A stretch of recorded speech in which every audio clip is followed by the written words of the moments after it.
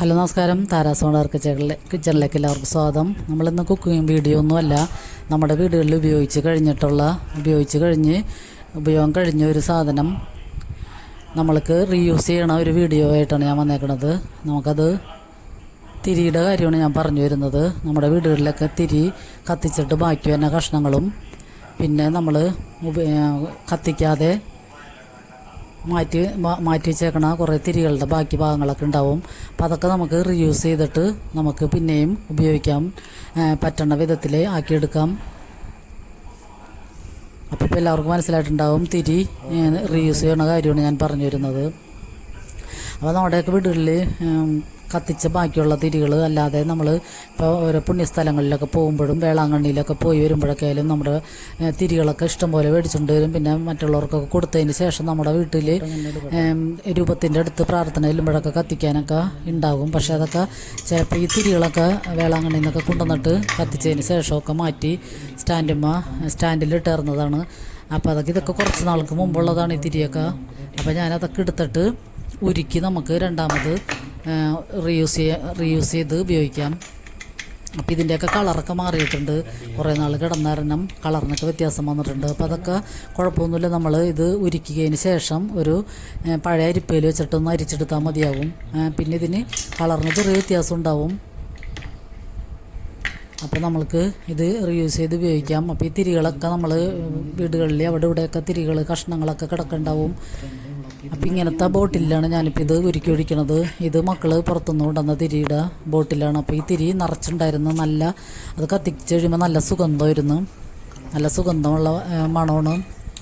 അപ്പോൾ അതൊക്കെ തീർന്ന് തുടങ്ങിയിട്ടുണ്ട്. അപ്പോൾ ഇതിൻ്റെ ആ ബോട്ടിലിൽ തന്നെ നമുക്ക് ഈ തിരി ഉരുക്കി ഒഴിച്ചിട്ട്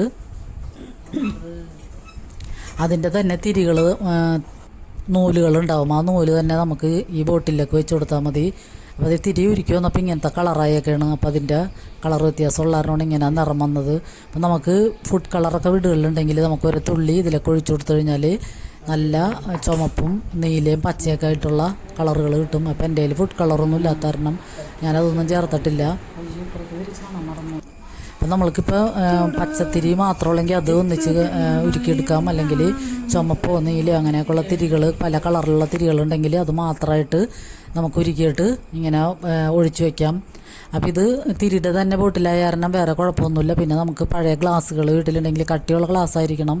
ചില്ല് ഗ്ലാസ് ഉണ്ടെങ്കിൽ അതിലൊഴിക്കാം. അല്ലെങ്കിൽ ഞാനിപ്പോൾ ഒരെണ്ണം ന്യൂട്ടെല്ലയുടെ ഒരു ടിന്നും കൂടി എടുത്തിട്ടുണ്ട് ഒരു ബോട്ടിൽ. അപ്പോൾ ആദ്യം ഞാൻ ആ തിരികൾ ആദ്യം ഉരുക്കി 2 ബോട്ടിൽ ഒഴിച്ച് വെച്ചിട്ട് പിന്നെ ഈ വണ്ണമുള്ള തിരികൾ പിന്നെ രണ്ടാമതാണ് ഒന്ന് ഉരുക്കണത്. അപ്പോൾ ഇപ്പോഴത്തെ കാലാവസ്ഥയിൽ നമ്മുടെ കറണ്ടൊക്കെ എപ്പോഴാണ് പോകണമെന്ന് അറിയാൻ പറ്റില്ല. അപ്പോൾ ഇപ്പോൾ ഈ മരമൊക്കെ വീണ് കറണ്ട് കമ്പിയൊക്കെ വീണിട്ടുണ്ടെങ്കിൽ ഒരു 3-4 ദിവസമൊക്കെ കഴിയണം കറണ്ട് വരണമെങ്കിൽ. കഴിഞ്ഞ ആഴ്ച തന്നെ അങ്ങനെയൊക്കെയുള്ള പ്രോബ്ലംസ് എല്ലാവർക്കും അനുഭവപ്പെട്ടതാണ്. അപ്പോൾ അത്തരം അവസരങ്ങളിൽ നമുക്ക് ഈ തിരി പെട്ടെന്ന് എടുത്ത് കത്തിച്ച് ഉപയോഗിക്കാൻ പറ്റും. അപ്പോൾ ഇത് നമ്മളൊരു സ്റ്റാൻഡും എടുത്ത് ഈ തിരിയും ഒരു ലൈറ്ററും കൂടി എടുത്ത് വെച്ചാൽ നമുക്ക് കറണ്ട് പോകുമ്പോൾ തന്നെ നമ്മൾ എവിടെയാണ് വെച്ചേക്കണതെന്ന് വെച്ചാൽ നമുക്ക് കൃത്യമായിട്ട് അറിയാൻ പറ്റും. അപ്പോൾ അവിടെ നിന്ന് എടുത്തിട്ട് കത്തിക്കാൻ പറ്റും. അപ്പോൾ ഇതാകുമ്പോൾ നമുക്ക് കുത്തി വെക്കേണ്ട പാടൊന്നുമില്ല, കത്തിച്ചിട്ട് വെറുതെ എടുത്ത് വെച്ചാൽ മതിയാകും. അപ്പോൾ ഈ നൂലും പിന്നെ അതിൻ്റെ സ്റ്റാൻഡും ആ അടിയിൽ വെക്കണ സ്റ്റാൻഡും കൂടി കിട്ടിയായിരുന്നു. അപ്പോൾ ഞാൻ അങ്ങനെയാണ് എടുത്ത് വെച്ചേക്കണത്.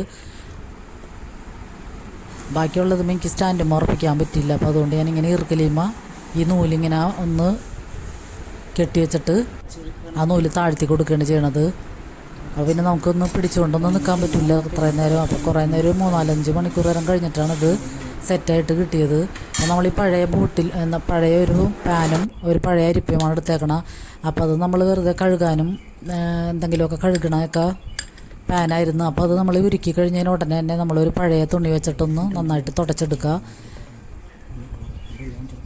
കുറച്ച് നേരം കഴിഞ്ഞ് കഴിഞ്ഞാൽ ആ മെഴുക ഇതുമ്മ പറ്റി പിടിക്കും. അപ്പോൾ അത് തുടച്ചെടുത്തതിന് ശേഷം നമുക്ക് പിന്നെ അത് നന്നായിട്ട് ഒന്ന് വൃത്തിയാക്കി എടുക്കാം. അപ്പോൾ ഈ 4 ബോട്ടിലുകളിലാണ് ഞാനിത് ഒഴിച്ചു കൊടുക്കുന്നത്. അപ്പോൾ നിറച്ചൊഴിച്ചിട്ടില്ല. അപ്പോൾ ഇത് എങ്ങനെയാണെന്ന് അറിയാൻ പാടില്ലാത്ത കാരണം നിറച്ചൊഴിച്ചില്ല. പക്ഷേ ഇതൊക്കെ സൂപ്പറായിട്ട് കിട്ടി, നല്ലോണം സെറ്റായി. ആ നൂലൊക്കെ നമ്മൾ വെച്ചതൊക്കെ ആയാലും കറക്റ്റായിട്ട് കിട്ടി.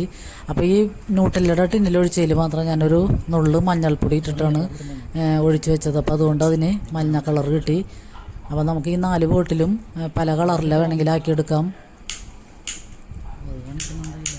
അപ്പോൾ ഇൻവെർട്ടറൊക്കെ എല്ലാ വീടുകളിലുണ്ടെങ്കിലും അതൊക്കെ ഒരു ദിവസം കൊണ്ടൊക്കെ പെട്ടെന്ന് ഓഫായി പോകും. അപ്പോൾ ഇത്തരം സന്ദർഭങ്ങളിൽ നമുക്ക് ഈ മഴക്കാലത്ത് ഉപയോഗിക്കാൻ പറ്റുന്ന ഏറ്റവും നല്ലൊരു വെളിച്ചത്തിന് വേണ്ടി ഉപയോഗിക്കാൻ പറ്റുന്നതാണിത്.